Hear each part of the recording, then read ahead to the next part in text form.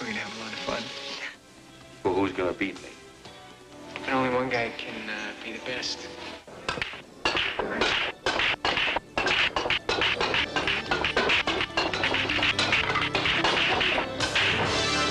Welcome to The Color of Money Comes to Life.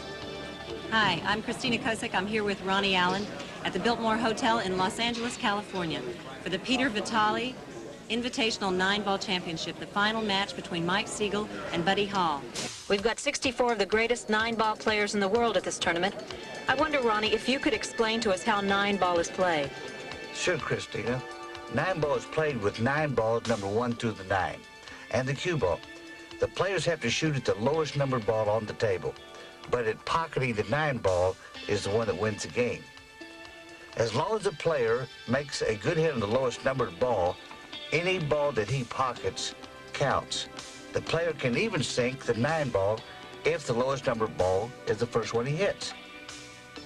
If a player doesn't pocket a ball, it's his opponent's turn to shoot. And if a player fails to hit the lowest numbered ball, it is a foul, and his opponent can place the cue ball anywhere on the table. A very severe penalty and a very complex game. Thank you, Ronnie. You know, the whole look of this tournament is different. What happened to the smoky barroom gambling image of the pool player we're used to? That does it for me, too. You quitting, too? You're a pretty good player. Want to raise a bet? You know what, kid? I think maybe you're a hustler.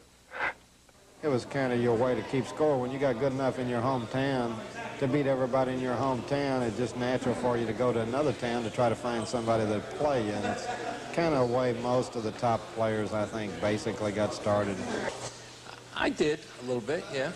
And do you miss that kind of life? Was that fun?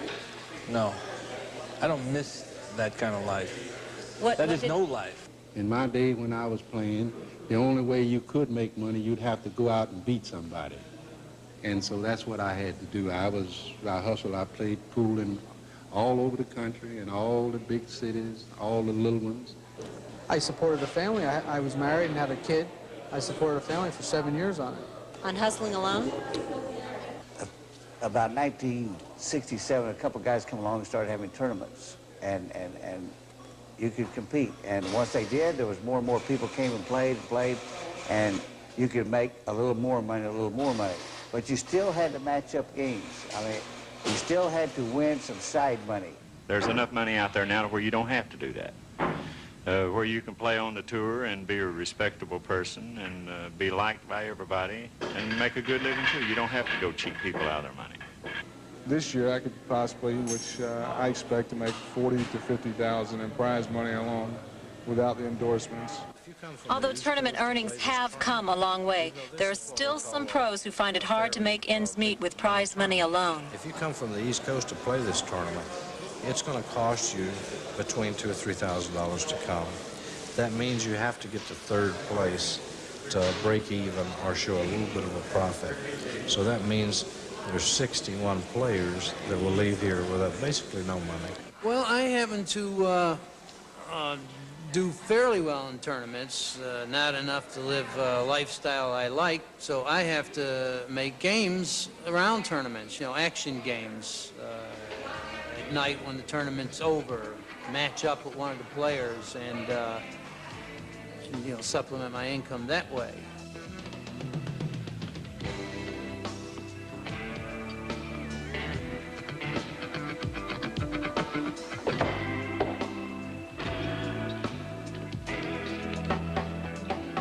The winner of this match will get $15,000 and the loser will get $7,000. Ronnie, what's the format for this particular match? Well, the format for this tournament is almost like a tennis finals. It's the first person to reach 7 games is one set, and each player has to have 2 sets to win the match. The finals and the whole format for the tournament is ran that way. While the officials are preparing for the first game of the finals, why don't we take a look at some of the action in the earlier rounds? Well, this really has been an unusual tournament in a number of ways. We've had players come all the way from the Philippines, Mexico, and Japan. We've also seen a greater number of women going head-to-head against the men players. That's right. Jean Beluc is the top woman player in the world, won her first round against Gary Nolan. But then she had to face her old champion, Steve Mizrak, who defeated her in 2 hard-fought sets. Mizrak continued, beating Danny DiLiberto, who had upset number 2 ranked Earl Strickland in round 2. In the quarterfinals, Mizrak faced Mike LeBron. LeBron is at the table right now. Now watch this. This is what is called a run-out. A run-out happens when a player sinks a substantial number of balls in a row, clearing the table without letting his opponent have a chance to shoot. That's exactly what Mike LeBron is doing right now.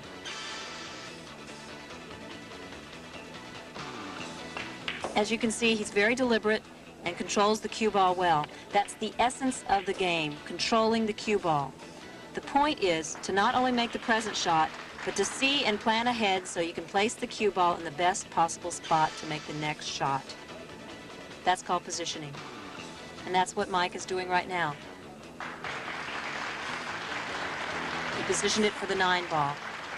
And with this fine positioning, LeBron went on to take the match 7-4, 7-3, and move into the semifinals. Buddy Hall, seeded number 6, also made his way into the semifinals, beating one of our fine women players, Lori John Jones, in round 2. Hall faced Howard Vickery, number 14 seed, in round 3, beating him 7-4, 7-1. A major surprise of the tournament, unseeded Greg Fix faced Buddy Hall in the quarterfinals after upsetting 4th seed David Howard. Buddy Hall beat Greg Fix, but only after the match went to 3 sets. To no one's surprise, Efren Reyes also captured a semifinal berth, beating Sammy Jones, the man who upset Kim Davenport in round 1. In the quarterfinals, Reyes faced champion billiard and pool player Nick Barner, winning in 2 sets, 7-1, 7-5. He was a technical advisor for the Color of Money. Winner of over 79, Mike Siegel, seeded number 1, fought a difficult draw, first playing Japan's best Takeshi Akamura. Then yours truly got the privilege of playing Siegel in the 2nd round, and he shot me down like a dirty dog. Tough racket, man. You a trade job? In 3rd round play, Siegel beat number 9 seed Wade Crane 7-2, 7-6 before battling Alan Hopkins, number 5 seed, in the quarterfinals. Siegel lost the first set, then came back to win the match 4-7, 7-3, 7-3. The semifinals came down to Buddy Hall facing Mike LeBron and Mike Siegel against Efren Reyes. But the 2 matches were completely different. Buddy Hall and Mike LeBron's match was some solid pool shooting, but not too eventful. On the other hand, the Siegel and Reyes match was wild and unpredictable, with tempers flying everywhere. In the LeBron-Hall match, Buddy Hall's slow, methodical play set an uncomfortable pace for the faster-paced LeBron. With Siegel and Reyes, a disputed foul call in the 2nd round disrupted play, and discussions went back and forth for half an hour. The audience watched peacefully while Buddy Hall polished LeBron off 7-6, 7-4. The tone was completely different when Mike Siegel finally beat Reyes 7-3, 4-7, 7-5. Later on, we're going to take a closer look at this controversial match between Siegel and Reyes. We're now down to the final, the last match. Well, it looks like they're about to announce the players, so. Yeah, let's watch them shoot some pool. Duke of Kentucky, the rifleman himself, Buddy Hall.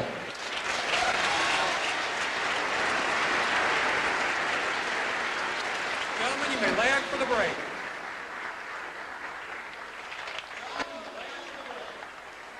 Carter, his assistant, Jeff Patterson.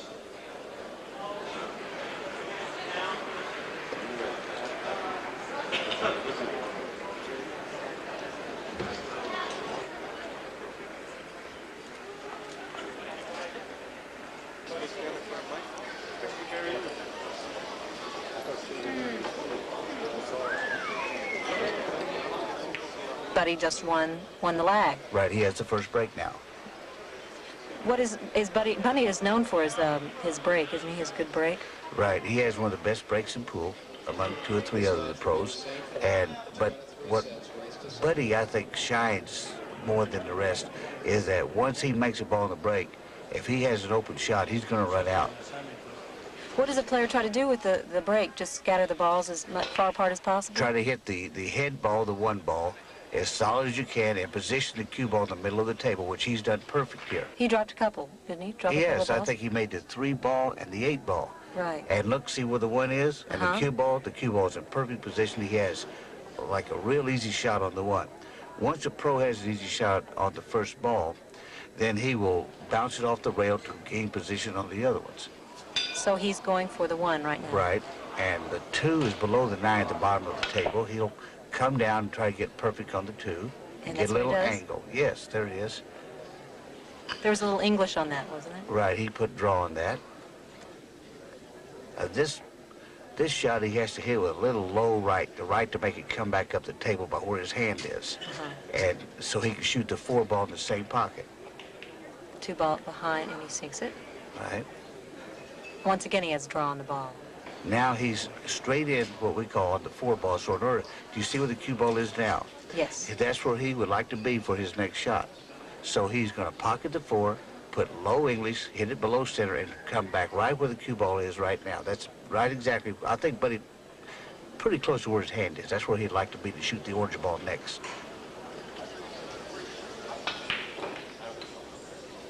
And he sinks it.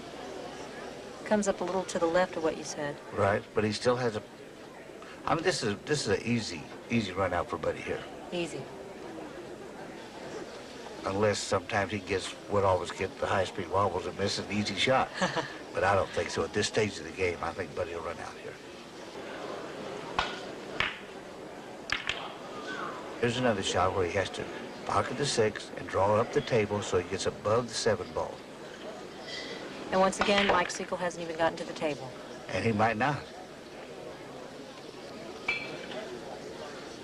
Okay, Ronnie, how is his positioning for this 7-ball? He's absolutely perfect. He'll pocket the 7, the cue ball will go to the rail, and bounce off the rail, come back across the table, and he'll make the 9 in the same pocket. Easy run out. Looks like Buddy will probably take the first game. It does to me, too. He has a little cut shot on the 9, and he'll make this. And he'll have the break when he sinks the 9. Right. And he sinks it, and that's a perfect run out, right, Ronnie? That was a perfect run out. And Buddy has the break. Buddy Hall leads 1-0. Shoot pool fast, Eddie. I'm shooting pool fast. When I miss, you can shoot. Mike Siegel has a special kind of confidence. He's confident that he can make almost anything on the table. And he usually does it. I say to myself, I can make anything on the table too. But I, at times, don't do it. He does it more than I do. You know, maybe back in the early 70s and early 80s, maybe I say I lose with confidence too. You know, I was as confident as he was. The break, again, Christina, is the most important factor in this match. And Buddy is known for his power break. He's known for the best break and his best position play.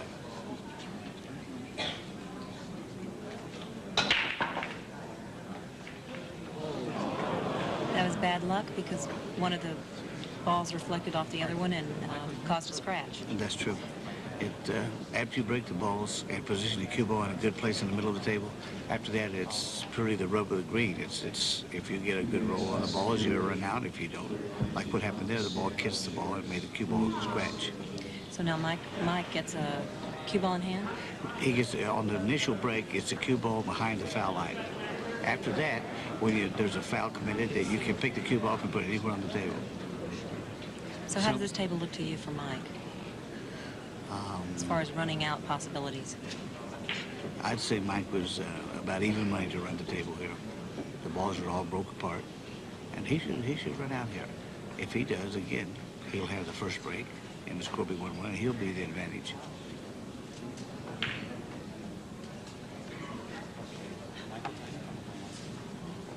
I think another big factor in a game when we have such great players is when there is a mistake, they have to take that opportunity, and that's how the game is made. Do you agree? Right. Well, they both will have opportunities in this match, and whoever does the most with the opportunity. I would say they're both playing the same pace right now. Which Mike's shooting fast. He played awfully slow that last match with Efren, but he's back in stroke. He's shooting good. How do you think that last game with Efren, with the foul call and the controversy, how will that affect Mike's game? It doesn't look like he bothered him at all. That's over with now. He's won the match, and he's going to go on and try to win the championship. Good. Did he shape that ball well? He's shaped it perfect. He can make the 6 ball and go right down and make the 7 in the corner and come up for the 8.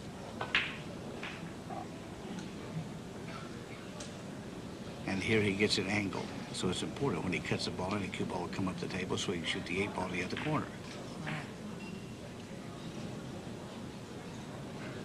It's perfect. Shoot the 8 in with a little middle English, and then he'll shoot the 9 in the other corner, and the score will be 1-1. Tied up.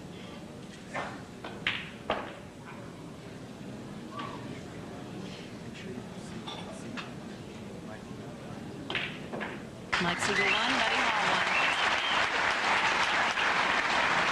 Ronnie, let's talk a little bit about race to 7. Are all tournaments race to 7 set up this way? We have different formats. Some tournaments are double elimination, and we race to 11, which makes it a little longer. And the longer you go, the less chance a player that plays worse than you has a chance to upset you. So the shorter sessions here, the good players usually wind up winning. But like Greg Fix, he had a chance to win this tournament. He was right in the semifinals. So a race to 7, a little shorter set, gives a player that might be rated a little bit less than Mike Siegel. He might win. That was very close. Yeah. Close because the 9 almost went into the ball. I mean, into the pocket. Well, he's playing fortunate, though. He did not make a ball, but he has hooked Buddy Hall. And I think I'd like to point out right here that on the initial break, this is not one foul cue on hand. We are allowed to push out, which means that Buddy can say safety, and he's playing the safety. Now, the incoming player will have his choice whether he takes this next shot or not. We haven't talked about that. Now, that's a push out, and the 9 ball will spot. Now, Mike Siegel can look the table over. He can either take this shot or he can make Buddy shoot. The only time that you can do that is on the initial break. After that, it has to be a safety. It's one, yes, and if you don't hit the object ball then, after the break, it's 1 foul cue ball hand anywhere on the table. And the reason that we have this rule is for a player, when he breaks the balls and he does not make one, the other player shouldn't be penalized, you know, by luck so much. So we have the push-out rule. Right.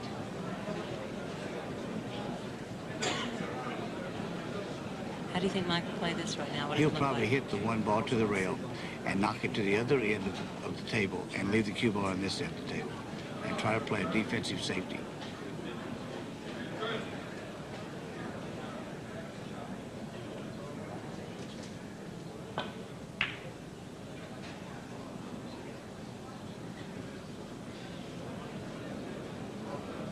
How does that look as far as, is that a good save? Well, it looks pretty good to me. It's real close. I don't know if the 6 ball has Buddy Hall hooked or not. He might be able to curve the ball. Either way, he's an extremely difficult shot because the 1 ball is so close to the rail.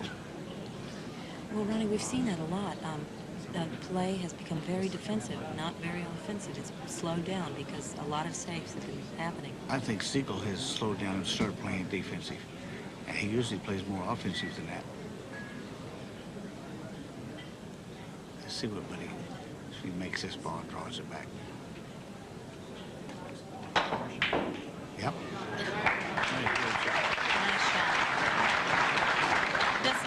Does it automatically mean when someone is playing defensive, is that more cautious?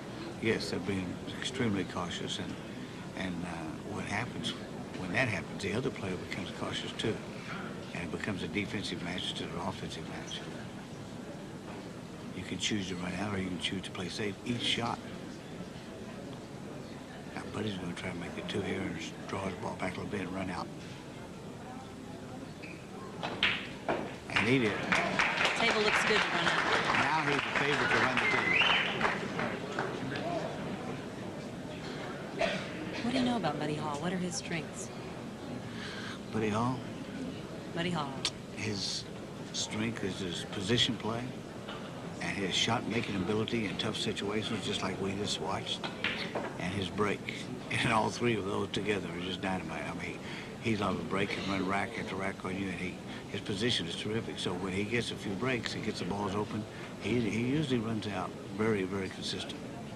And if Mike had to look for a weakness, what would you say were some of the shortcomings in Buddy's game? The shortcomings in Buddy's game? Yes. Well,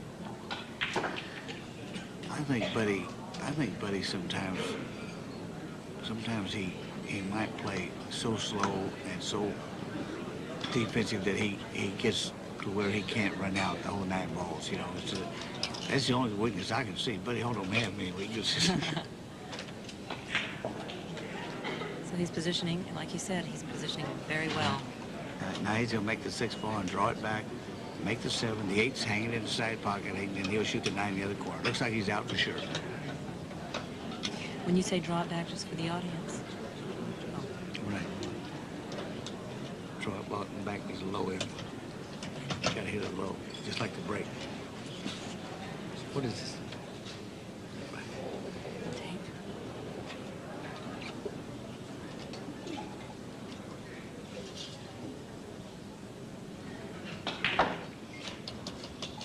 That's what draw it back means. Oh, I know. It's hard to say that for years. He does it all pretty good, too.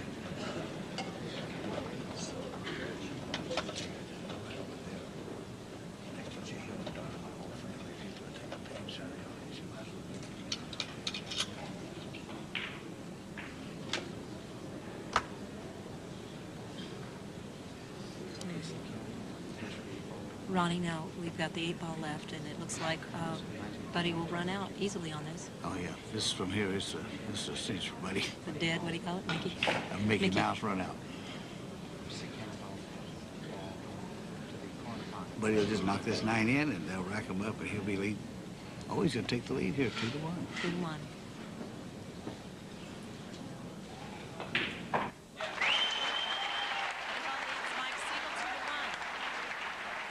You got gentlemen, you got other type of people in every walks of life. And in pool, it's the same way. Because I carry the name for a perfect gentleman. Because I get along with everybody, I know how to talk to people. And everybody's the same to me. We're all human. So this is where I look at life. And today, pools is a great sport. And it's getting larger every day. Because everybody plays pool. You got pool tables in your home, bars, pool rooms, recreational areas like gymnasium. You have pool tables everywhere. So everybody's playing pool now. Just like it's a couple in this tournament, this particular tournament in Los Angeles at the Biltmore Hotel. You got a husband and wife. And eventually, if they stay in the tournament, they're gonna have to compete with one another. And I think it's great. And one of the most greatest things, they're letting women compete with the men. I think that is gorgeous. Do you think it's hard for women to, what do you think problems do they face coming up playing against men? They shouldn't face any problem because if they feel like they play well enough, they can face anybody. There's no problem. With the men, you can't make mistakes. If you get an opportunity to run out, you have to take that opportunity and get out. Otherwise, you don't get second chances against the guys. The first thing after the break is you look to see if you've made a ball. If you don't make a ball, then it's back to your seat. I think that's something the men probably have over the women a little bit right now is a more powerful break. But I think it's more technique than it is, you know, strength, because I look at Nick Varner and he breaks the balls just as strong as anybody else out there, and he's maybe 100 pounds. So I think it's more technique in the way you break the balls, and that's something I'm working on right now is my break. As soon as you do break the balls open, you immediately look to see if you made a ball, and especially if it's a 9 ball. And then you kind of contact where the cue ball is, because you want to leave the cue ball in the center of the table. I want to address what Steve Mizrak once said, that women don't have a place in a pool tournament. And you beat him in Toledo. I mean, did you particularly want to beat him? Well, I guess I did want to beat him very badly here because people, you know, when you beat somebody the first time, it's always a fluke or this was wrong and the weather wasn't right and the table was doing this. So I did want to beat him to prove that it wasn't a fluke. But I think I held my own out there. I played well, and that's all I care about right now at this point in my career, that I get out there and I perform well. I could see if I was getting beat 7-0, 7-1, then I know that I don't belong out there. But I was right in the match in both sessions, and sooner or later the guys are going to have to accept that I'm here to stay.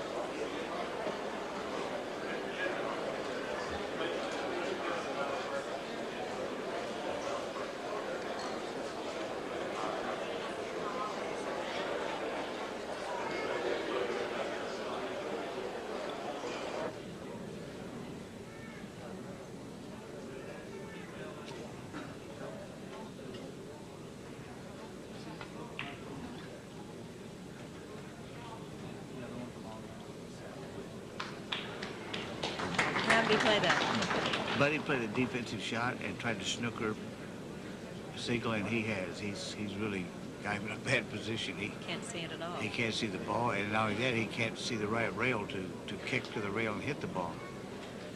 The only chance he's got is to shoot and miss the 6, to shoot between the 6 ball and the 7 ball, the green ball and the lavender ball, and hit the rail and try to kick the 1. Or he could try to jump this ball. We've been talking about that jump shot. Jump shot. He's kind of far away. You have to jump it too high, but yep, he's looking at it. And to do a jump shot, you have to You hit dig down on the cue ball and actually impart enough spin to hop over the ball, which is a legal shot. He shot just a little curve shot. Was that played well? Right. He hit a little curve shot and he hit the ball, but he's left Buddy an opportunity, but he definitely has a good opportunity here. But he'll be shooting the 1 ball in the side pocket with a little draw, and then he'll shoot the 2 to his left corner pocket, and then the 3's hanging in the hole. If he gets good shape on the 2 here, he should have another Mickey Mouse run out. Put a little pressure on Siegel.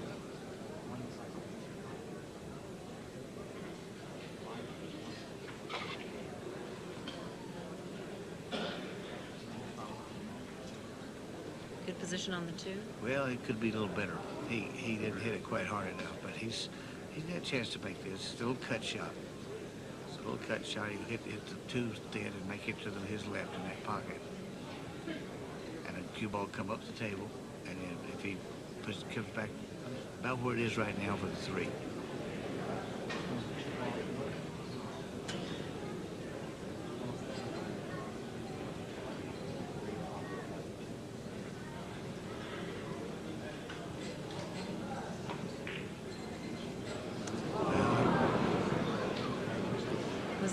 The table, or was that the way he hit it? No, that's called overcutting the room rent.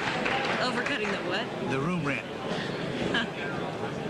That's when someone's playing perfectly against you and you have a difficult shot, you miss it by just a fraction, which is what he did. He just overcut the ball. But it becomes a very defensive shot because... Well, he got lucky to do that, though. So on the skill factor, you know, he really didn't do well. You can tell why he hooked himself on the next ball. But he's got lucky here. There's a lot of luck in our game, and this is part of it right here. But all Siegel has to do is go to that rail that he's looking at and kick the 2 in. And if he does, he'll have a chance to win this game. There it is. So now he has an easy shot on the 3 in the corner pocket. Well, it's not as easy as it looks, Christy. It's so close to the rail that he has to cut it. In fact, he might not even be able to make it. He might have to play safer. Does he have to cut it very thinly? He has to cut it so thinly, I don't think he can cut it that thin. So, Ronnie, what would you do in this? I'd hit the 3 to that rail and position it behind these 4 or 5 balls and bring the cue ball down to the opposite end.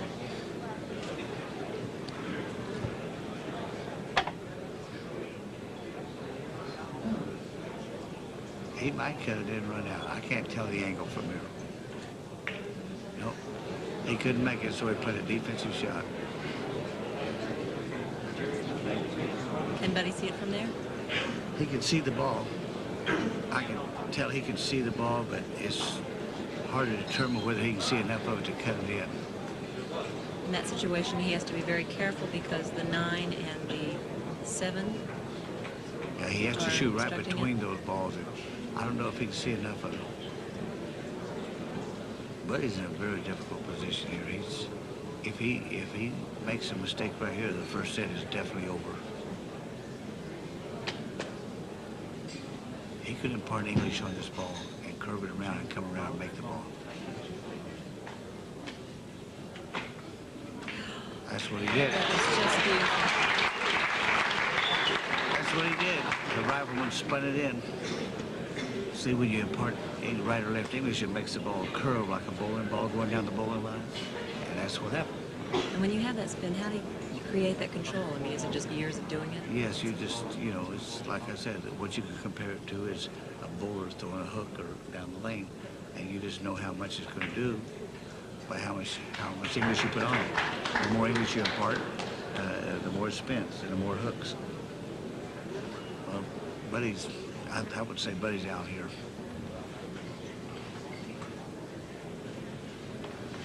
And that'll tighten it up. Make it 6-5. Buddy break. He's not that big of an underdog. How's his position now? Perfect. Absolutely perfect. He's going to shoot the 6 in the corner and probably stop there and shoot the 7 ball in the side pocket, the lavender ball.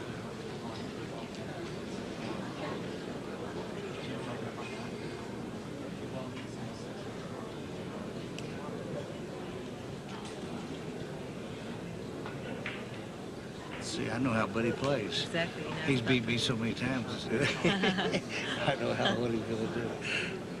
Did you see how nice and slow he hit that ball and still stopped it where he wanted to? Exactly. Well, see, it's really a great skill to be able to develop that, you know.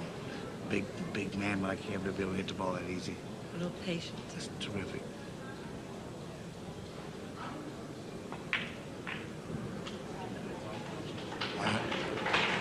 Good shot. It's perfect. I'll tell you why. He positioned himself where he can cut the 8 in and the cue ball will go towards the 9, and he'll try to get pretty close to the 9 so he'll have an easy shot.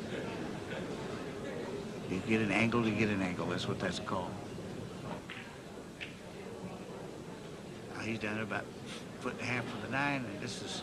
Easy putt? This is a gimme, is what this is. If I was playing somebody as great as Buddy Hall, I'd give him this shot. He's tightened up the score. Now it's Mike Siegel 6, Buddy Hall 5.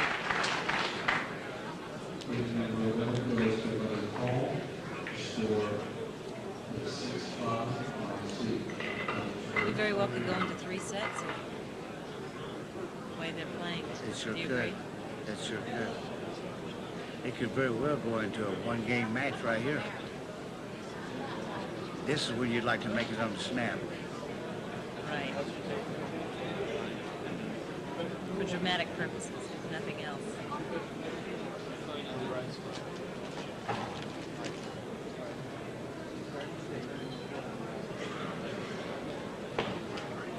This match is a little friendlier than the other one. Yeah. I think every match is a little friendlier than the other one.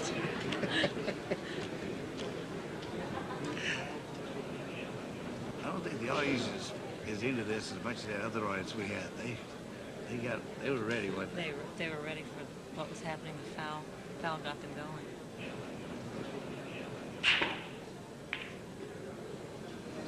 Well, this could be it right here, Christina. Meaning that Mike Siegel could probably run out on this? Right. Buddy has made a bad break, and he's left the cue ball where Mike, he looks like he's even made a run out to me. He's going to make the one, he's going to come across the table and make the two in the same hole. This could be the set. This could be the set. He's going to make the yellow ball there and then come across and make the blue ball in the same pocket. Has perfect position. And that was just luck. Luck on the break. Now he's going to make the two, and he's going to come to his left a couple feet, and he'll be shooting the 3 ball down by the 4 ball, the purple ball. He'll make the 3 and the 4 in there, and he'll come up the table and shoot the 5. And if he gets that far, he's gone. Here he comes. Perfect shape. At the end of the set, Ronnie, if Mike takes this game, will they lag again? Yes. Once the set's over, they lag, and whoever gets closer to the rail again will get the first break in the second set. Mike's playing with an awful lot of confidence right now. He's going to be tough to beat. He's been in this position so many times this year. I've been playing pool professionally for 26 years. I've never seen anyone, or even dreamed about anyone, winning 8 tournaments in a row in the caliber of play that we have. And this will be 9 out of 11 for him. He said last night he wasn't even planning to come to this tournament until just, like last couple of weeks or something. Yeah, he told me that. He said he was kind of tired and he felt like going fishing. If he'd went fishing, I wouldn't blame him, but as good as he's playing, I don't see how he can keep him coming. He could buy a lot of fish for $15,000. Yeah, well, I think he was kind of being a little cute. Is his position really good on this, too? Yes, he got 1 foot from the ball straight in.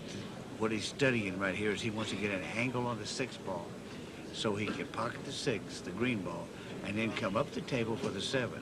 If he happened to get straight in on the 6 ball, you can't impart enough English to come up the table. So that's what he's studying right now. He wants to get a perfect angle on the 6.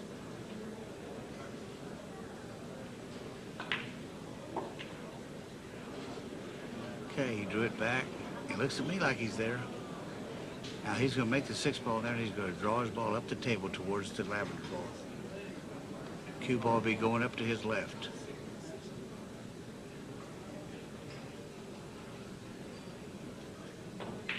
Here he comes. Looks like Captain Hook has done it perfect. He got perfect position on the 7. All he has to do is just be careful here and get his shot on the 8 where he can make the 8 and go up the table and pocket the 9. Take the set. And that'll be the first set for Mike Siegel. It looks very good for him here. He looks just as calm as a cucumber to me.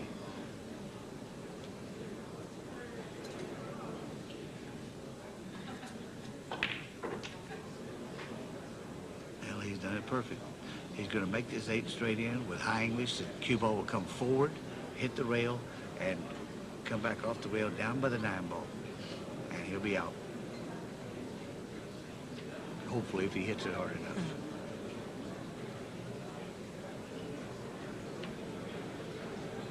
There's a little bit of high right-hand English here, so when he hits the rail, you put high on to propel the ball, and you put a little bit of right to shorten it up, and he'll come straight up and shoot the 9 underneath it.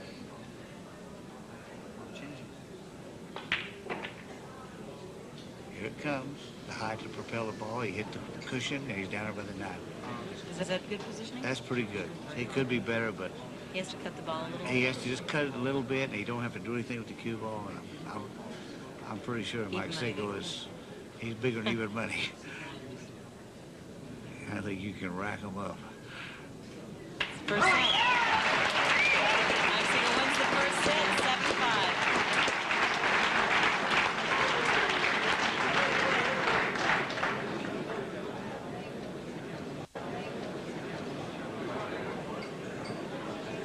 Set pretty fast. He is rolling. 6 of the greatest pool trick shot artists in the world. There's Nick Varner, Ava Mataya, Jimmy Mataya, Bob Hunter, Mauro Paez, and Edgar Shake and Bake White.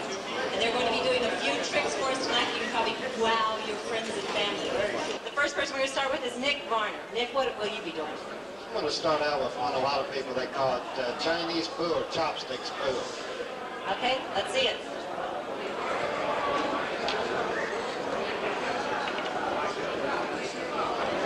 Will you have to tell us what you're doing here?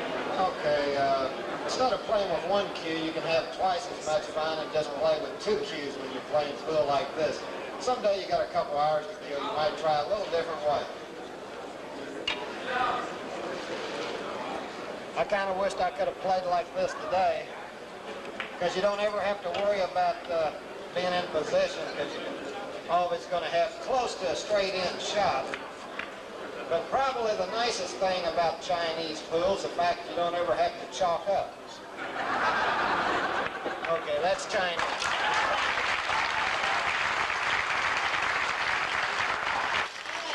The second one that you're doing is called? Okay, it's called the coin wrapper shot, and the reason I want to shoot this shot is later on in tonight's match, if this shot comes up, you'll know exactly what the players are trying to do. It's a 3-ball shot. It's a 3-ball shot. With the blue ball, the 2-ball in front of this other side, and the 9-ball and the 6-ball, I'm going to prop them up.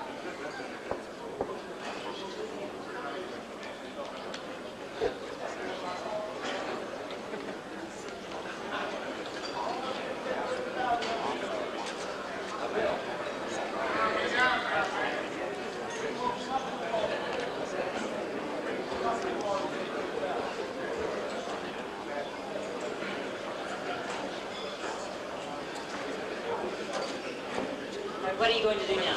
Okay, what I'm going to do in this is shoot underneath the 2 penny wrappers, and the 9-ball, you have to hit the lowest number ball on the table first, which is a 2, and I'm going to play it in the side, and then the green ball, the 6-ball, is going to come all the way back in this side, and that yellow stripe, the 9, is going to go straight forward on the other side. 3 balls in 1 shot. The only ball the cue ball is going to touch is the blue 2.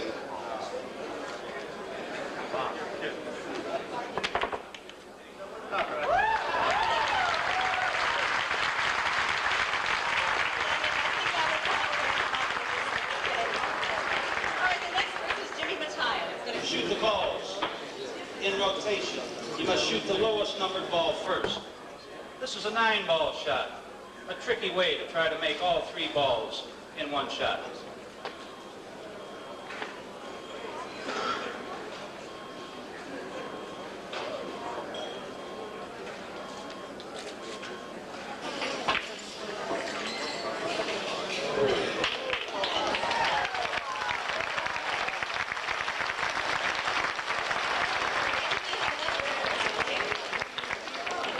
What will this one be called?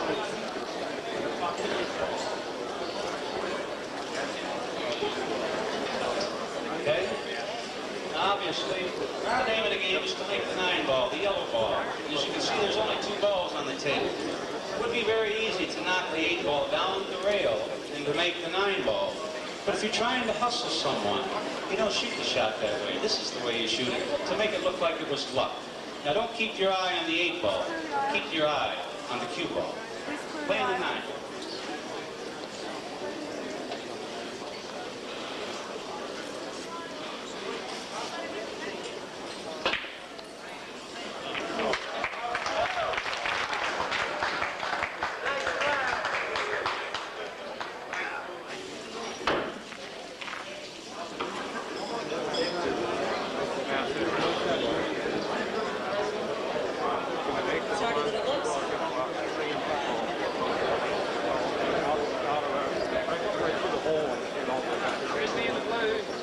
Down in front.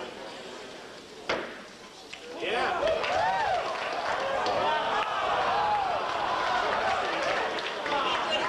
One more time. Boy, are you ready to see some pool shooting?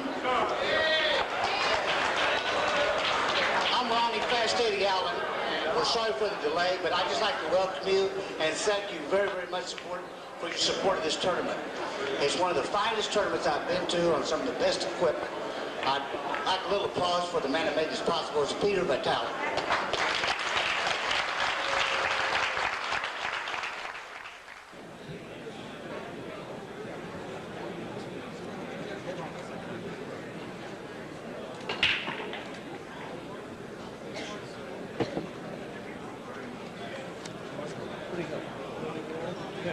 Thank you.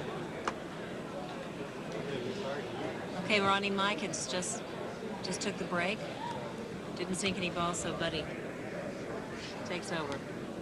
What kind of shot does Buddy have here? But he's got one of those long straight-ins that he's noted for. Seems like he's had a lot of those this session, doesn't he? Yeah. If he pockets this one down the corner, he really don't have to do too much with the cue ball because the 2 is positioned where he can just kind of hit and stop and have position on the 2, the blue ball.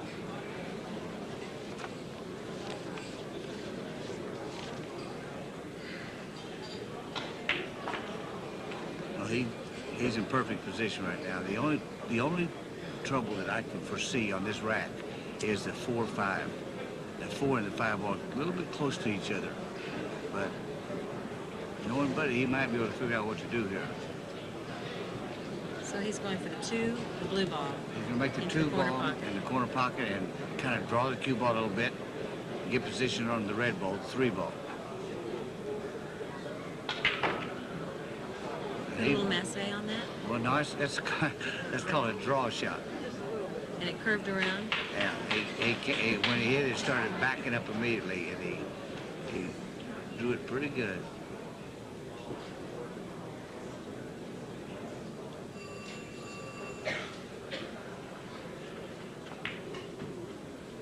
Well, Buddy is surprised me. Buddy's playing position on a bank shot. This is unusual now. We haven't seen either one of these players play a bank shot, so Buddy, that's all he had was a bank. So he's going to try to bank the 4 to the opposite side pocket. And he does it. And he does it. I'll tell you why he does it. Where he comes from, they're noted for being the best bank pool players in the world. That's their state game in Kentucky. Bank pool? The rack boys down there can beat the pros on the tour playing bank pool. That's the truth. He's going to pocket the orange ball now and try to get position on the green ball to 6. And it looks like he did it perfect. Now he's going to shoot the 6 ball in the side pocket. Try to bring the cue ball back for the 7. He'll just a little bit of draw English. What you call the lavender ball coming up to the 7. Right. So he sinks the 6.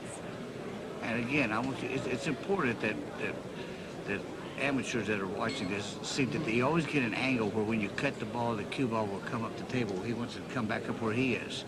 He's going to make the 7 and come back up where his hand is to get shape on the 8. He's done that perfect also.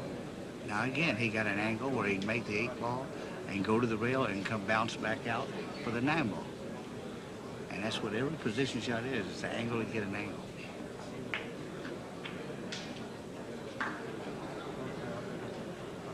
How does this look to you? Looks like he can probably make this. It looks to me like he can. Mickey. Angle up.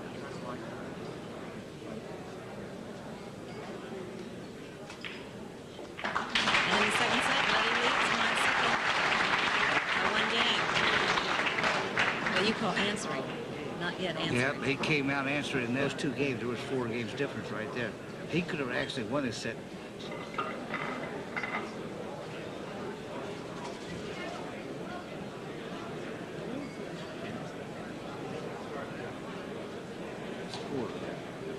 Is that the way they do it? Huh?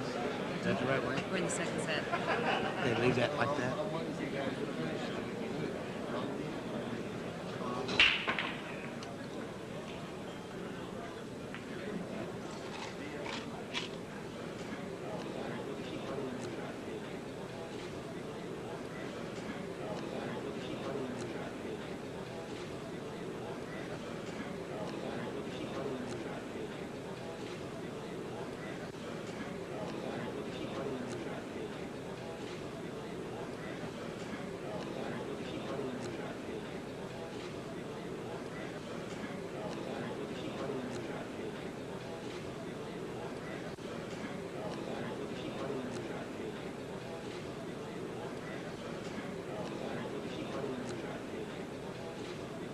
When a player walks around the table like that, is he just trying to get a look at all the different kinds of angles, the possibilities? Right. He just, Buddy does that a lot. That's kind of a slow meandering walk, you know.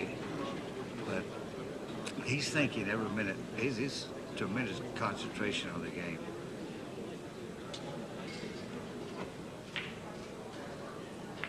Well, What happened on that shot, Ronnie? Buddy decided to play an offensive shot. He actually tried to bank it in the opposite corner pocket. And I told you again, he's a real good banker. Did that leave a good shot for Mike, though, on He the left, line? he left Siegel a shot on the one ball. No combination here. He's going to try to shoot the one, pass the 9 straight in, go to the rail, come up for the blue ball.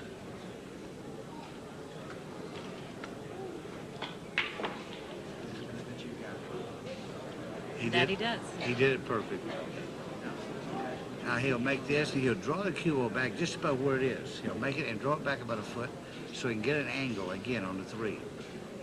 So he can come back down the table and make the 4. This is the skill factor in pool that most people don't really, I don't think that they've learned to appreciate yet. And I mean, it takes years and years and years to be able to control that cue ball. There's an old saying that a guy got me started playing pool told me years ago. He says, you take care of Whitey and Whitey will take care of you. It's very true, very true. Love your cue ball.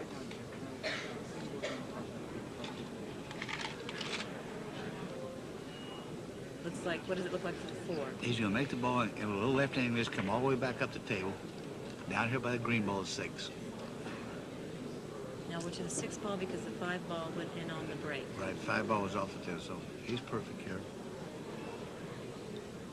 He's going to make the 6, put high English on the cue ball go down the table and try to get position on the 7.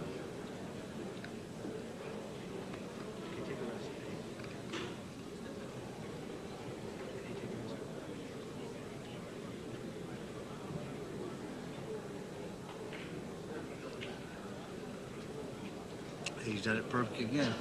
You can't do any better than that. I can see he was hitting high on the ball, so that was following. Right, which propel. When you put high English on the cue ball, it propels it at whatever speed, however hard you hit it.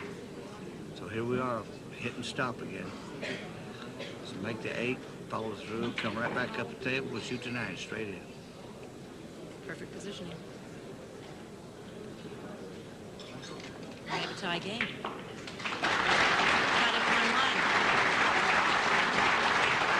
Tie up 1-1, signal the break.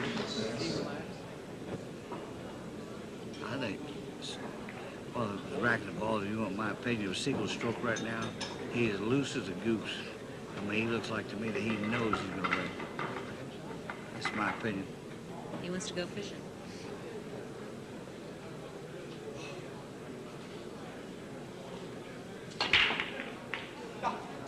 Sunk ball. His break is a little weak. That's the only weakness I've seen. He made one. He made one. Made the 2 ball. His positioning for the 1 is pretty good. He got a real good position on 1. He's going to roll the 1 in the side pocket, and then he'll shoot the 3 ball in the other side pocket. He knows where he's going to make these balls. Any problems you see with this table right now? The only problem is the 7 and the 9 are a little close together. He might have to hit the 5 and cut it in and come up and break them up after he makes it. But that's, besides that, he's going to shoot the 3 in the corner and roll, follow down and shoot the 4 right in this corner.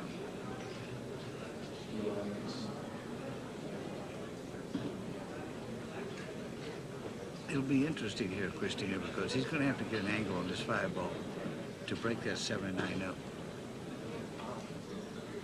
And will he do that on this shot, or is this something off the orange ball?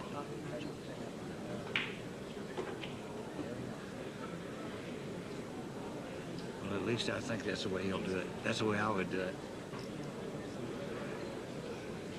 Now he's thinking the purple ball, the 4. Shooting the purple ball and coming down trying to play position on the orange ball.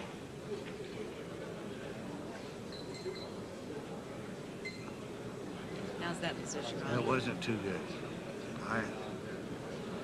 I really, he has a shot, but And what is the shot that he has? well, he can make the 5, hitting it on the right-hand side. He hit the 5 on the right-hand side and pocketed the 5. Cutting it. Cutting it very thin, making it in the corner pocket to his left, but I still say the 7 and 9 is tied up. I don't know what he's going to do with that.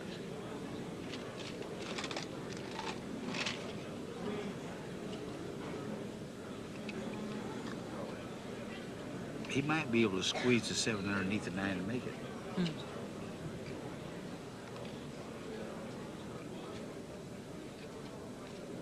He'll come up and down the table and try to shoot the 6 ball in the side pocket next.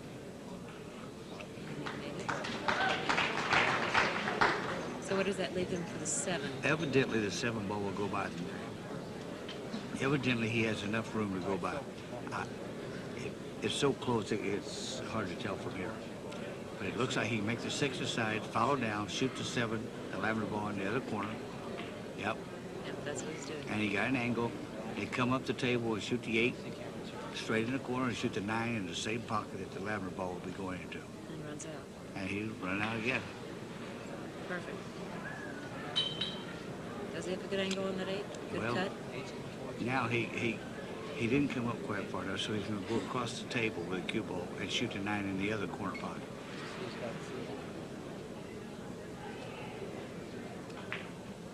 Well, he double-crossed me again. He could have played position in either pocket, you see? Yeah. He could have hit it easy, but he chose to shoot that way and stroke the ball in.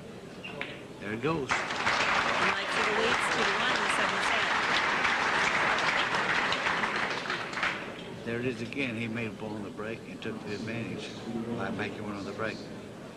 He made the 2 ball, he ran out. Just slow, just plugging away, just shot after shot. He's not playing too slow right now. He's picking up the pace pretty good. This match is going to go a lot faster together, and I can see it.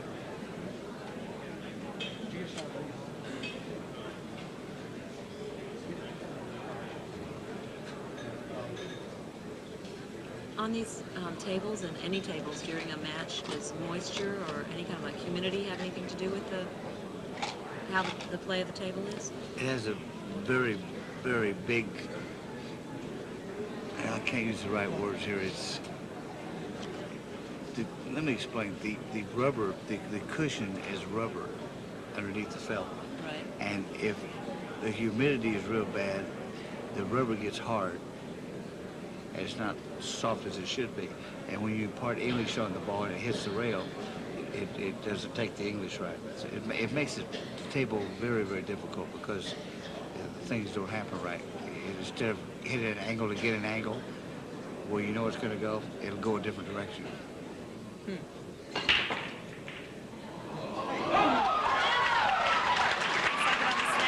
ball on the snap. There it is. That's how important that break is. And that's how sets go quickly.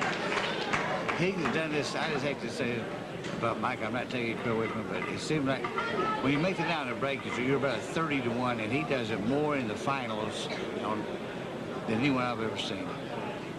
He did that to me in Tahoe 3 times in a row when I had him 62 for $50,000. 3 times in a row? Yes, it did. And I finished second in Turtle Custom. The odds against that happening 3 times in a row. I told him he ought to go downstairs and play dice.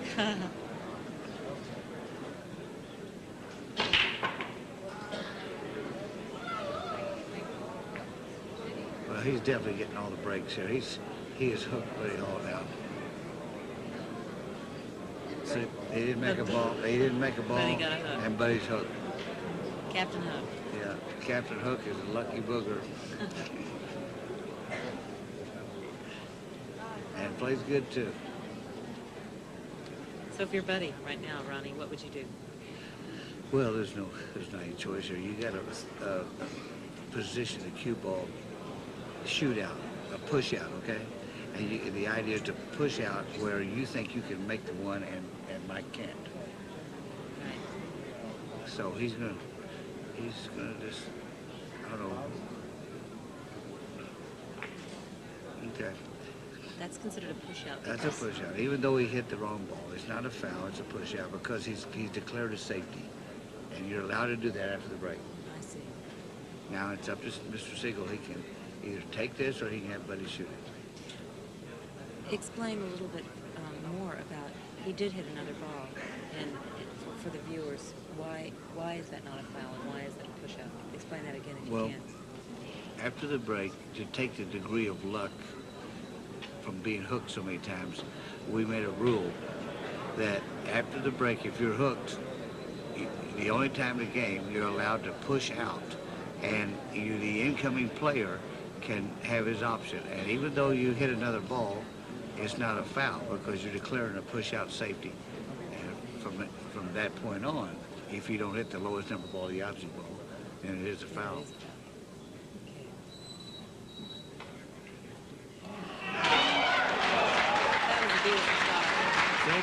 Buddy rolled out, pushed out, where he thought he could backward cut the one, and Mike couldn't, and that's exactly what happened. That's Mike, called a backward cut. the old backward cut shot. So what's the position like on the 2-ball? Pretty good, pretty good. He has a hard shot at 2, but he'll be playing it because he's behind now. He's got to shoot. His slow, meticulous play's over. He's got to play offensive now. But he's got him where he's got to shoot. See, that wasn't Buddy Hall. Usually Buddy Hall would be playing safe. Now he's shooting, see. So Mike Siegel's got him playing his pace, playing all offensive. We go for the corner pocket? He can shoot the 2 down the corner pocket. And he's going to probably put high left-hand English. And hit the rail and go down and leave himself by a little low below the 9 ball where he can shoot the 3 in. It's a pretty difficult shot under this circumstances. Siegel just made the 9 ball on the break. Yeah, got him under a little pressure.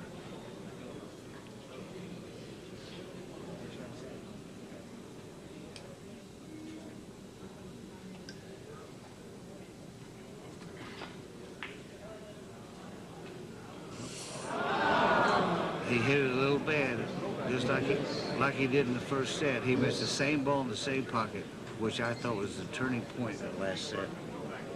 When you say that he hit that bad, did it hit the right rail? When In other words, he shouldn't have hit it into the rail. It should just go straight down without touching the rail and go into the pocket. But he hit it a little bad, and it touched the rail, which made it hang up in the pocket.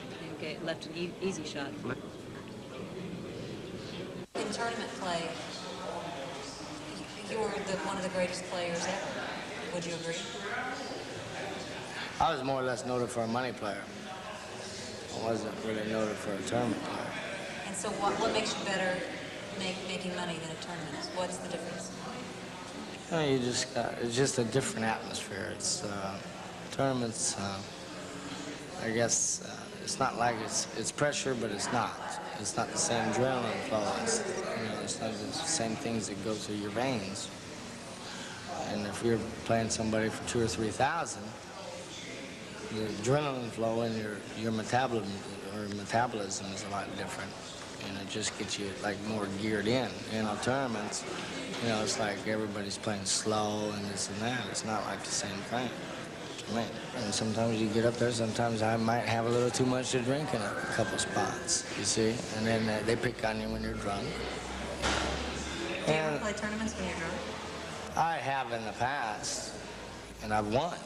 Not drunk. I mean, not drunk. I mean, but, just a little drunk, But lately I haven't been doing that. How does that help? Because sometimes I know, like, actors will... Calms your nerves.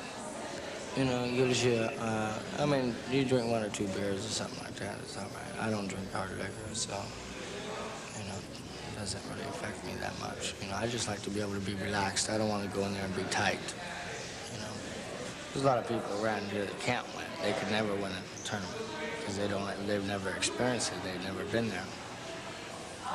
And it takes a little bit of beatings. It takes a lot of, time, and, it takes a lot of money too, I guess,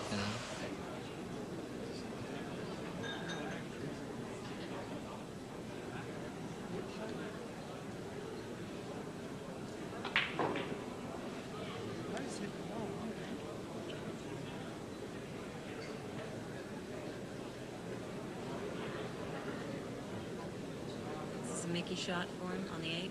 Yeah, he'll make this and come across 2 times. Come here, bounce out, and have a 9 straight in. Into which pocket? He shoots a 9 right in the side pocket. Didn't stop. And we have a tie game. We have a tie game, and Buddy breaks him. Oh, never give up, Buddy. Old rifleman. That's it. Tie game for 4. Mike Siegel, Buddy Hall.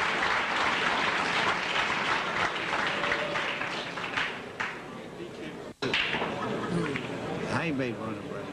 If he gets lucky, gets a shot here. He didn't get much. What do you do with a shot like that on the 1? Well, he has two choices. He can play defense or he can try to run out. He's trying to decide himself what to do.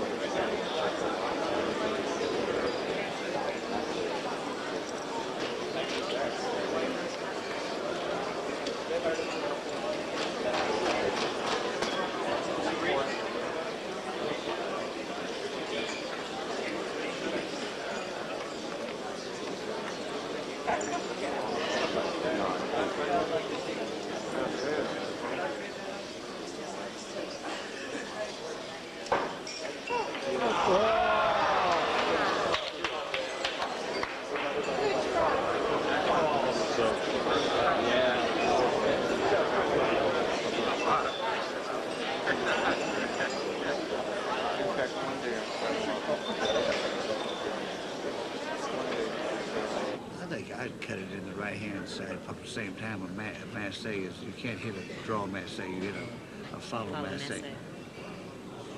And he just masses himself to a deficit, I think. Both these fellows have played very well, as I said. They're both steady. You know, we're talking about the pressure, playing for 8,000. I still contend that the last match is not near as much pressure as the first match. If a guy come all the way here from 1,000 miles and he needs to make some money, you know, and he's out of the tournament and don't get a paycheck, I mean, let's face it, the loser of this gets $7,000. That's a pretty good paycheck for 4 days' work. So it's kind of like playing now. It's fun yes. to play. You're guaranteed some money. Right. I'm not saying there's not a certain amount of pressure, but you know, it's you can be a happy loser with 7,000. Exactly. Your trip is paid for.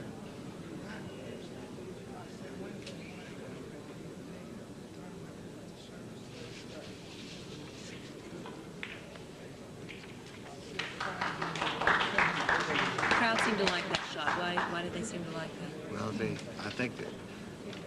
I think they smell victory as Mike Siegel. I really think that he's playing well enough that he's just about to command their respect.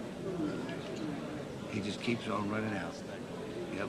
I think he takes this into 5 games. I think he's going to run out right here and have the lead.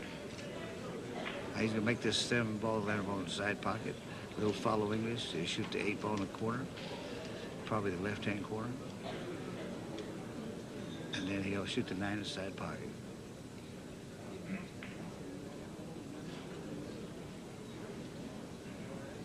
He's dabbing it. Dabbing it. Plays about like me.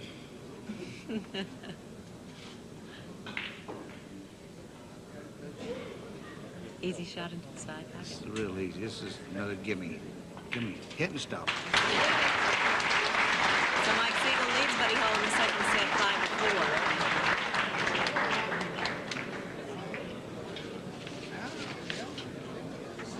Let's take a look at what other players won. Games in a row. And that's not done very often for Jose. No. What kind of shot does Buddy have here? Buddy,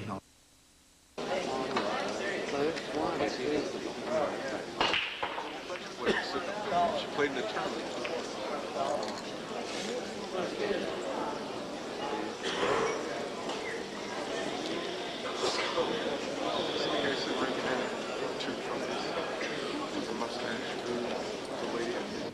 And that's not done very often for Jose. No. What kind of shot does he have here? Buddy Holland's got a shot that he can pocket. He can make the one, but the difficulty again is getting position on the 2. The 7-ball and the 8-ball is tied up. If he could hit those coming up, he'd be okay. Well,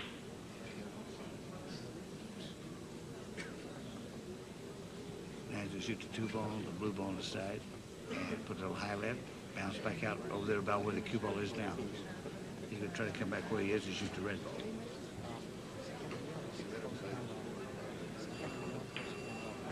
But have you noticed, Christy, I'd like to just mention that we haven't really seen a lot of billiards or combinations in this set. Not at all. That's right. And that's because if these guys play such a good position, you don't want to have to play a billiard or a combination or a bank. So they're such good position players that they make the ball play perfect shape and they run out in the right kind of way. So that's why we haven't seen all these shots that maybe an amateur would see a lot of. Yeah, or see as fancier. Right. Well, I mean, they can call it fancier, but if you make a ball and break the balls up and always keep them apart, that just shows you the degree of excellence that they're playing. They've only played just a couple shots like that.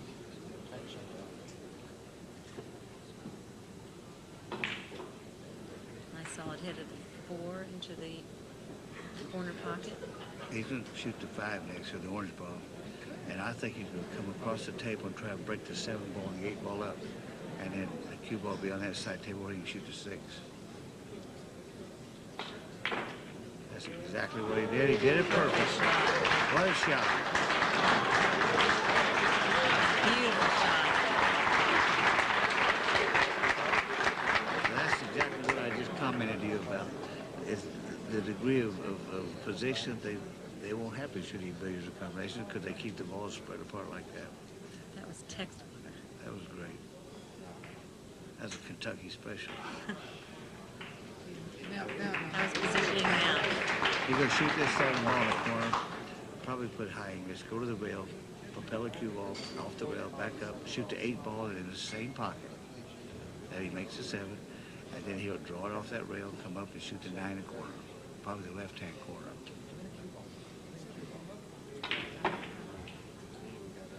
Well, he played a different way. He chose to follow it up and shoot in the other corner. So he'll be shooting in the right-hand corner pocket, and he'll put high English on the ball and go down, and he'll probably shoot the 9-ball in the same corner pocket as the 8-ball. And this is what you mean. He likes to stay close to his... Close to his work. He'll be a lot of high English here. He'll be shooting in the right-hand corner pocket, straight down, and following the cue ball down for position. Oh my goodness. What a break for Mike Siegel. Mike Siegel luck. That's a lucky shot for him. What a break for Mike Siegel. He shot the ball straight in the hole. It didn't touch anything. That's a heartbreaker for Buddy.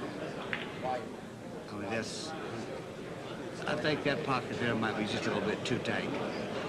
For the next tournament, we'll loosen that one up a little bit. There he goes. He's on a roll. When you talk about on a roll, he's on a roll.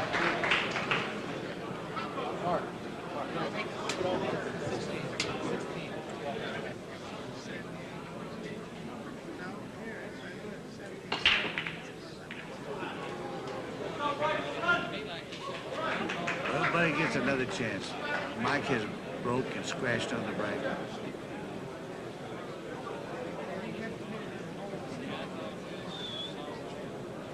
How does the table look for Buddy as far as running out?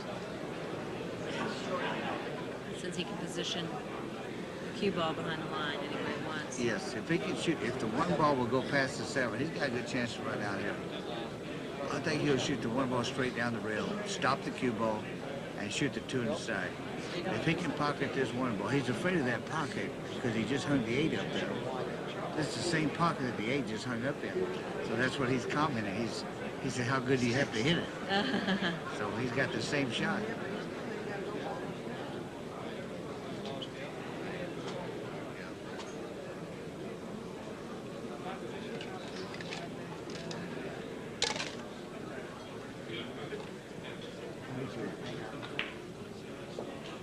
He hit it good on that one.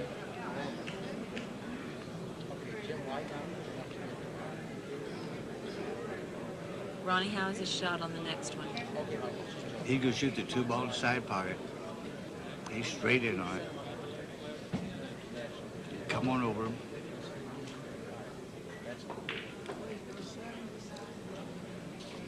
Well, he's perfect now. He can shoot the 3 in the red ball in the right-hand corner. The 4 ball, the purple ball is hanging in the hole. You can't hardly see it. It's so deep in the hole. And then he'll have to come back up and go in the orange ball. He better get out here, or he can go pick up a check for 2nd place.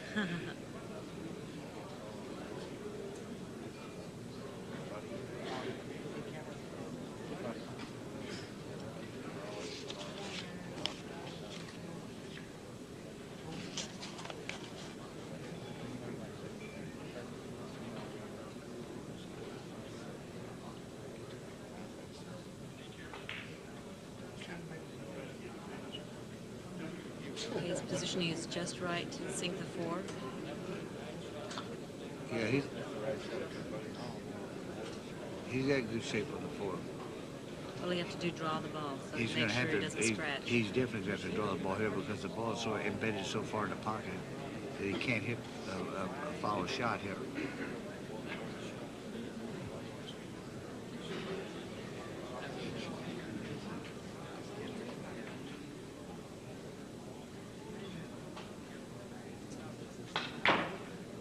That's what he did.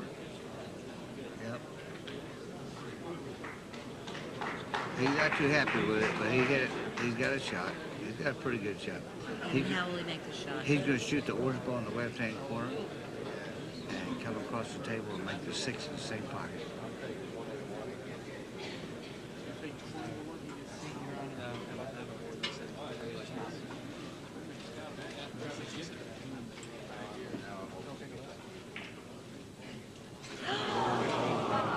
There's once again, Ronnie, that happened. He didn't get the...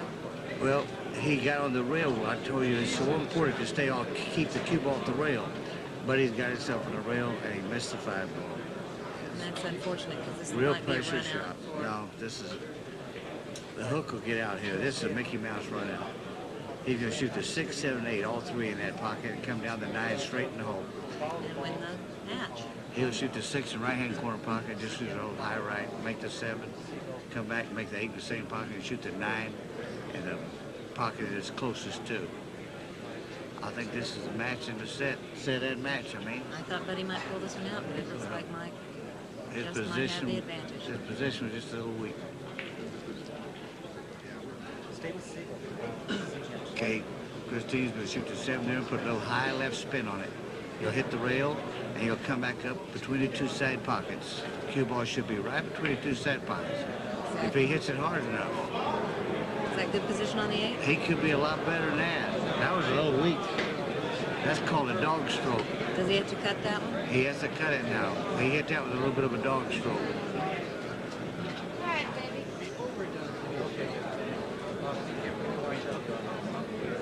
He didn't hit it hard enough, Christina, but he's got a chance to make it. He's going to cut this ball in. And where will the cue ball be positioned for the 9? Hopefully out between the two side pockets. So because he wants to shoot the 9 in the pocket that's closest to. That's really too bad because he would have a Mickey Mouse run out if he would just hit that a little harder. A little harder. I predict he'll cut this in.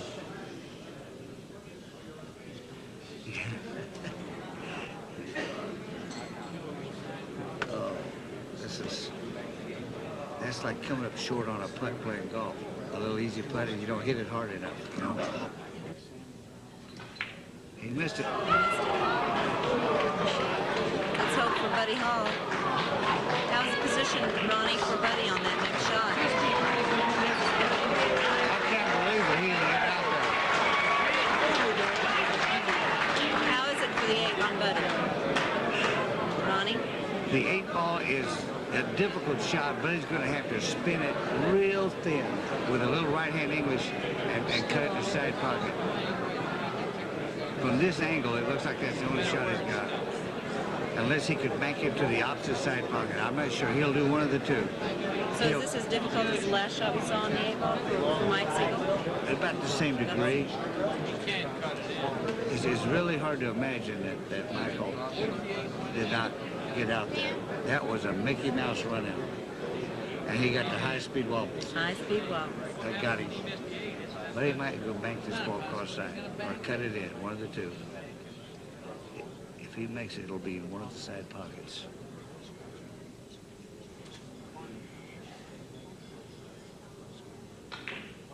Beautiful shot. Yeah, well, he went back to that old Kentucky bank shot. How's his shape for the 9? It's perfect. He's going to make it. Look at that smile on his. That's the old Kentucky smile. That's the first time he's really shown us a smile.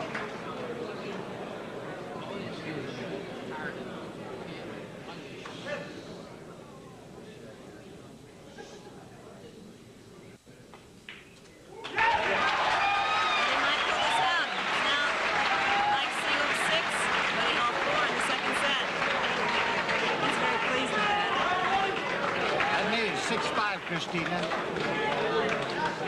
That made it 6-5, 6-5. right? Buddy Dow has to win 2 games and Mike 1.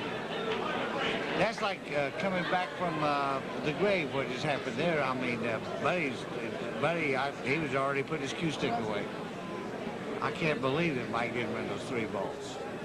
So in order to stay in this whole match, Buddy has to win two straight games. He has to win 2 straight games, and then he'll have a set, and Siegel will have a set. If he don't win 2 straight games, Siegel's going to win one of them, and he'll be the champion. But I would have to think that Buddy Hall's spirits is awfully high right now. He just, the set, I mean, it was over. He had a little tap-in putt, and he missed it. Right. As you say, he's got the break, so he's got the advantage. break, and he's got the advantage because he shouldn't even be breaking. In my estimation, the match should be over. He could actually come back and win this whole tournament right here. If it goes on the snap.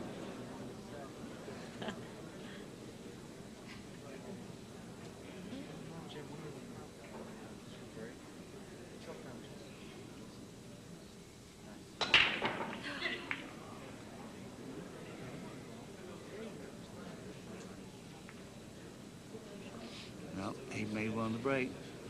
No, he made 2. He made 2 balls on the break. He positioned the cue ball right in the middle of the table, and he's got a cut shot on the 1. He could make this. This is his kind of run out right here. He's going to be making the 1 in the right-hand corner, his left-hand corner pocket, and bring the cue ball up the table and try to shoot the blue ball in the side pocket.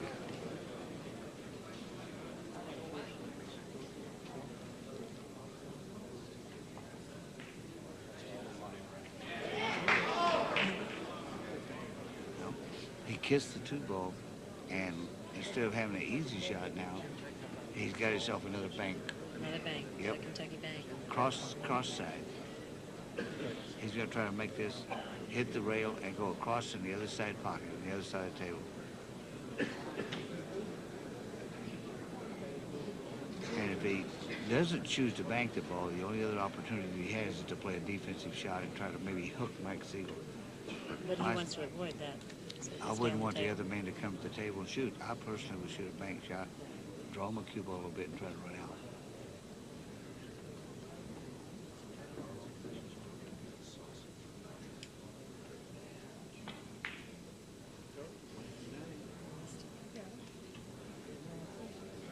Does he leave a very good shot for Mike? No, he is hooked Mike. He chose to play the defensive shot,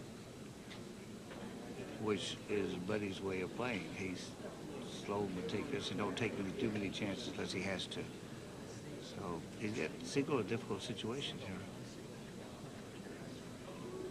In a way, that's a sign of confidence that he's willing to play defensively right here.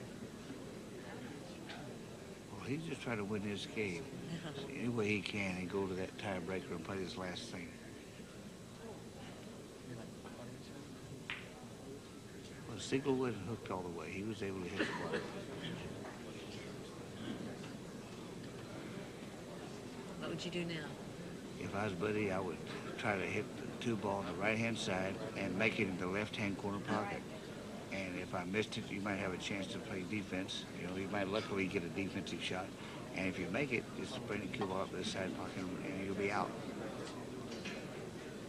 But Buddy plays a different style of game than I do. I play all offensive, so I don't know what Buddy's going to do. He's either going to try to make the 2 or play safe, one or the other.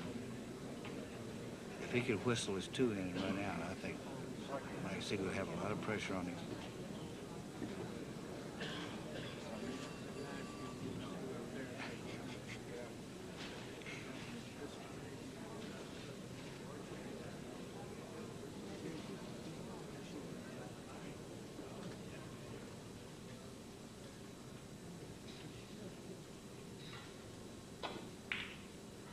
Well, he went for it.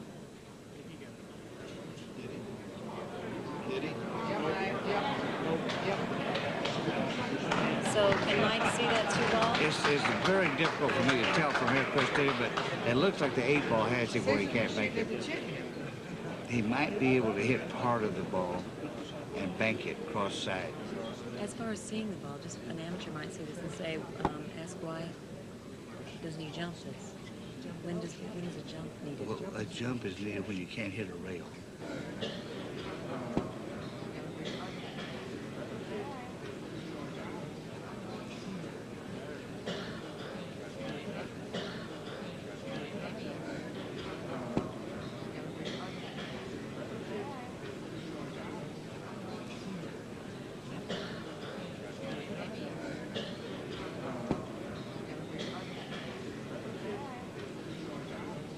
Jumping.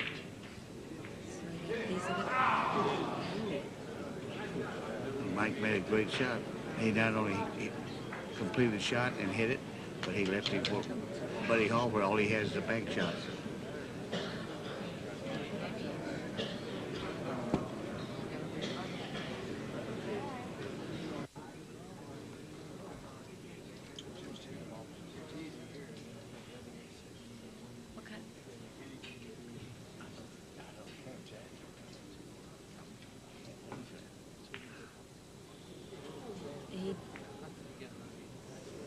How did he play that one, Ron? He played a super shot.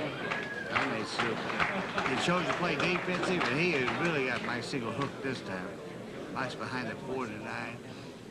Only thing he can do is kick to the rail over by the side pocket and impart English on the ball and come down and try to hit the ball.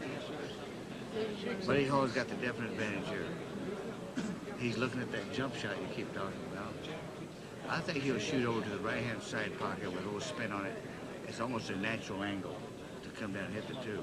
And it's hard for Mike on this one because he's on the rail and you can't get much English. There's Right. not much room to get English. Right, so he's really in trouble here.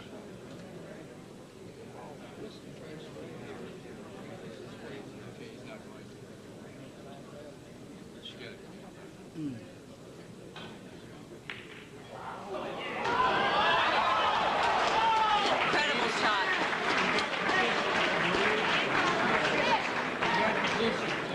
Ronnie, what do you think of that? That was like a double hit. That made Well, he got lucky again, but he made a terrific shot hitting the ball. He had a natural angle to hit it, but he not only lucked the ball in, he double kissed the cue ball back on the other side of the table where he's got a straight-in shot on the 4 ball.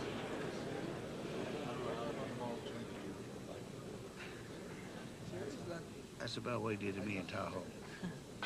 All right. He's going to enter to a higher source. Yep.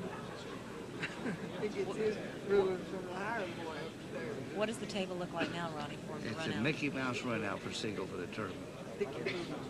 There's no, he can't dog it bad enough here. He dogged it last time at the high-speed wobbles, but this time he cannot. He can't play bad enough not to run out here. And he knows it looks like he knows. He's like the ball he kicked in there, double You kissed. get a loan at the bank on this shot here.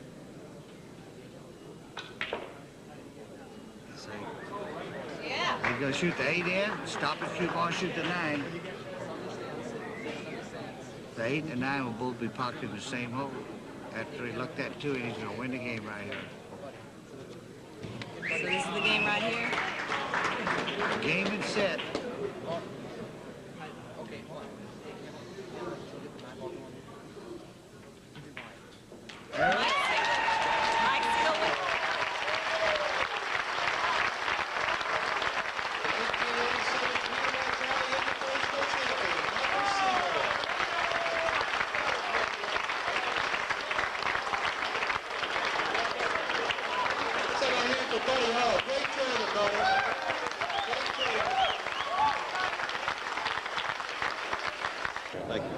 Mike, quite a victory, especially after the game you played with Efren. Yeah. Did that play a factor in this game? Yeah, well, I mean, I felt very loose here. I mean, I was like, going around the table. I made a couple mental errors, but that match, I mean, took a lot of pressure off me because, Buddy and I are real good friends, and we just played, and whatever happens, happens. But, I mean, I really wanted to win that match with Ephraim, so that riled me. After I got over that, I felt real good here. I just wanted to play. If I win, fine. If I don't, what are you going to do? How did Buddy play as far as what you had expected? I mean, he played great. I mean, we each made mistakes. I mean, you're going to miss balls and make mistakes in these tables. I mean, he hit the 2 in this very last shot. He hit the 2. He came around. He grazed the ball and, like, snookered me. If he doesn't do that, I'm liable to get a shot and run out. But then I kicked it in. I mean, it's all in the stars. I mean, I felt like I was going to win this set even after I missed the 8, the game before this. And I did. I mean, it's just sometimes just in the stars, You were playing a lot more defensively, it seemed like all day, with Efren and Buddy. Yeah, well, the balls, I mean, this table, the way it's playing, a lot of times you break and you can't get a shot at the 1, you have to play safe. I mean, there's nothing, we broke here a lot of times, we had shots, a lot of times we didn't. So, you can't play as aggressive on a table like this you can on a looser table, so you got to play a little tighter. Well, the pace had a lot to do with it. I know Buddy plays at a different pace than you did. Yeah. Did you think you got him to come up to your pace? Well, we both play. I mean, I tried to play a little quicker. I didn't want to really, I played a little looser this last 2 sets. And he played, I mean, I think we both played a pretty good pace. I mean, I don't know what time it was, 2 in the morning or something? Who knows? Well, tell me a little bit about what happened with Efren. Tell us your viewpoint on it. Oh, I don't know. I mean, it was obviously, no matter what anybody says, and people realize it up here, I mean, it was a foul. He moved the ball, and what happened was the cue ball had a possibility of hitting the 9. But when he moved it, he picked it up and put it back. Now, see, if the ball kept rolling, there's a possibility he might have hit it. But once it comes off the playing surface, it's a foul. And that rattled me. Now he unscrews his cue. It's 2-0. So now I end up shooting. I miss the 9. If I make the 9, he probably walks out of the place and forfeits. I missed the 9. He screws it together in the crowd and all that. So I'll never forget that. I mean, that was ridiculous what happened there. Do you think you're playing better than you've ever played? I've been playing like this for a year. I'm playing steady. I mean, You know, I have to be, I'm very fortunate. I have a great talent, and, you know, I'm lucky. I feel like I'm a lucky person. I think almost every pool player feels that way. And a lot of times, like one time I kicked a 3, and sometimes I play for luck. I kick it hard, and that's the nature of the game. Sometimes you kick safe, and when I kick hard, I try and get lucky. And I did. He ended up missing the 2, and he hooked me, and I kicked, and I played a pretty good shot. I tried to kick it up table and put the cue ball down. But, you know, that's the way. The only thing you can do is if you take advantage of your opportunities, it's very tough for anybody to win. And the safeties and all that, I've been playing year in and year out. Sometimes it goes for you, sometimes it doesn't. And, you know, luckily that happened good for me this time. Yeah. Well, congratulations, Mike. I'll let you go take your $15,000. Bye-bye. Thank you. Buddy. Do we need a mic here? Or, yeah. Or here we go. Okay. Buddy, you were playing really well. It was a real heartbreaker, especially some of those shots you made. Like, how good does it have to be? One of those last shots, that eight ball. How did Mike play? Oh, Mike played great. Anything that you didn't expect? No, I didn't expect to miss quite as many balls as I missed, but other than that, everything went. He played good. He deserved to win. I thought there was two key shots, and one in the first section, the same pocket. When you hit the 2, you come up a little too long, you cut the 2, it hung up in the pocket because this is very difficult equipment. And then in the last set, you hit the 8 just as good as you could hit it, and it just sat there and looked at you. Yeah, I remember both those. You're right. And I thought that was the whole turning point in the both sessions. That's 4 games difference right there. May have been. I thought you played good, buddy. You hit the ball pretty good. Mike did too. We both played good. You shot 893 in stats in the first set. Well, we both played world class. That's what we're supposed to do. We're world class players. How do you feel about your breaks? We were commenting on that. You were positioning the cue ball in the same place. How do you play breaks? Well, when I broke the balls good, when I hit the 1 on the nose, I got good action out of them. Now, I set the cue ball in the same place because when I hit the break good, it worked good. But a lot of times I didn't make a ball on the breaks because I didn't hit the 1 good. You're playing very defensively tonight. Is that usually what you do, or you're playing a lot of safeties and very well? Well, this equipment here, you have to play a lot of safeties. The equipment it favors the straight shooter. I'm not really classified as straight shooter. I'm more of a position player, and the tough shot's really my weakest point of the game. But I think that, yeah, I had to play a lot of safeties on this type of equipment, more than I normally would, yeah. How was the tournament for you? You had to play Greg Fix. That was you had a long set with that. Does that affect your game when you have to play lots of sets? Well, I don't think it'll ever really hurt you to have to play a little more. But I wasn't tired, so I can't blame it on that. Overall, I had a real good tournament. I'm satisfied. I thought you played excellent, buddy, and I want to congratulate you for finishing second. Thank you. Me too, the Rifleman. Thanks a lot, buddy. The greatest. We're here at the conclusion of the Peter Vitale Invitational, and we're here with the 2 finalists who put on a heck of a show for us here today. We'd like to present the trophies, and presenting the trophies for us today is Andy Atkinson and her husband Gil Atkinson, the owners of Peter Vitale Company, people that make these beautiful billiard tables. With that, let's get our second place finisher out here who put up a heck of a match, Mr. Buddy Hall. Congratulations. Here's your trophy for second place. Thank you very much. And your check for $7,000 for coming in second. We thank you. Thank you very much. Anything you'd like to say to everybody out there watching this tournament tonight? Well, it was a good tournament. Hope everybody comes back next year. I'll try to do a little better. Okay. Okay, let's hear it for Buddy Hall.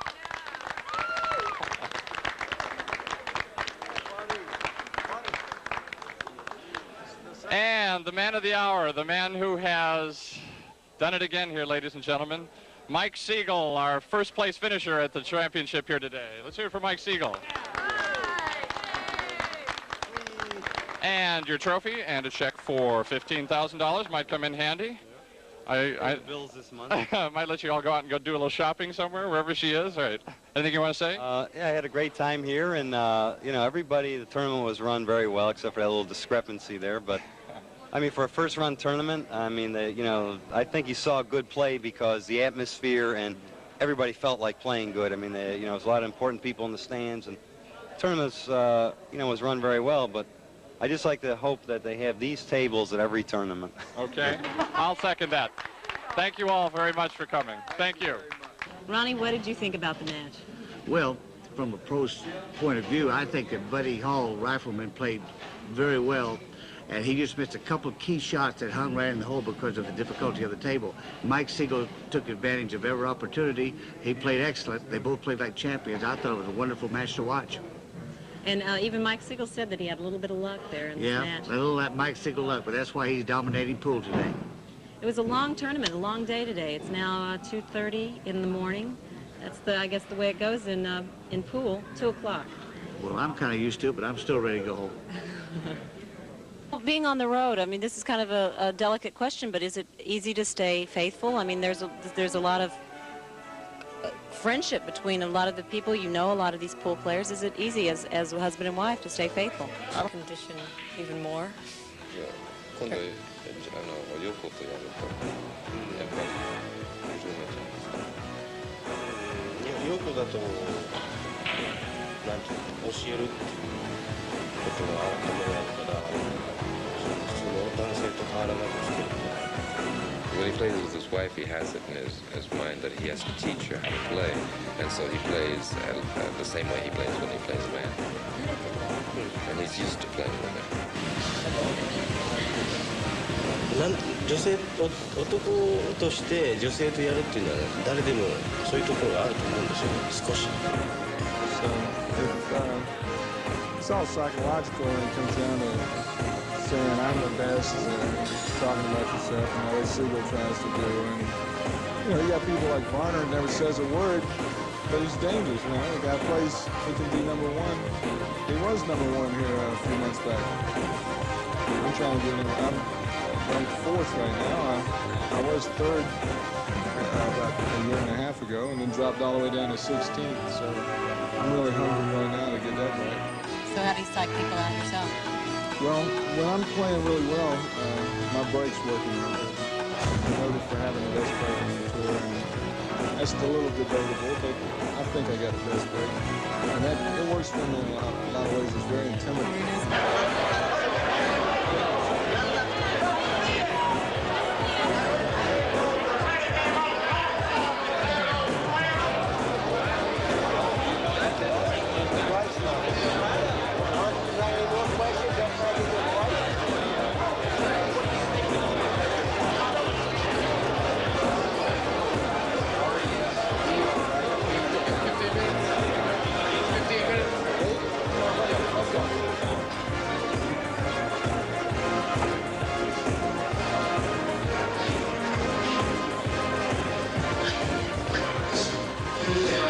Season